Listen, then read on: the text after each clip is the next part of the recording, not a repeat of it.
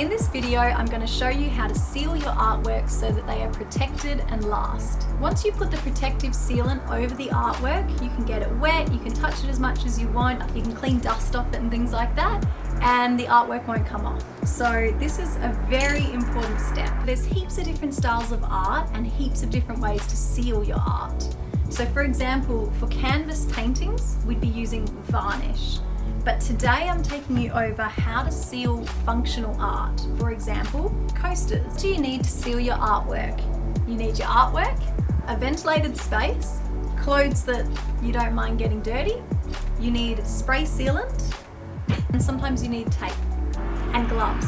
Make sure you're spraying on something that you don't mind getting dirty. This is an old rug that we don't need anymore, so we're going to be using that. I would also recommend wearing a mask because this is not good for you. Before we get spraying, let's go over the different product choices for sealing coasters. Most people will opt for resin because it is more heat resistant than this spray sealer. If you want the most heat resistant spray sealer on the market, go with an engine oil spray sealer. However, that will need to be baked in the oven at 200 degrees Celsius to fully cure it. So we're going to talk about the pros and cons of this product so that you can make the right decision for you.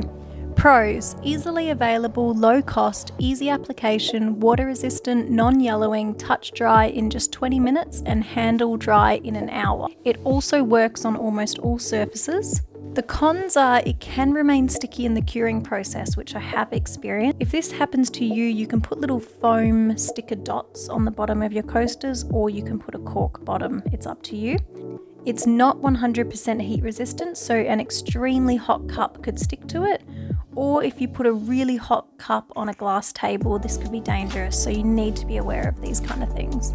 Alright, let's get started on the coasters. So make sure that you shake your can for 15 seconds, and then when you go to spray, hold it around 10 centimeters away from the coaster. When spraying, make sure you spray in an even line. You can go over the same part twice, but not too much. Just try to keep an even spray. When you can tell that the whole coaster has been covered, you are done and you can move to the next coaster. When you finish spraying your coaster set, put it away to dry in a dust-free environment if possible, and you're done. Hope you've enjoyed this video. Please like and subscribe. See you next time.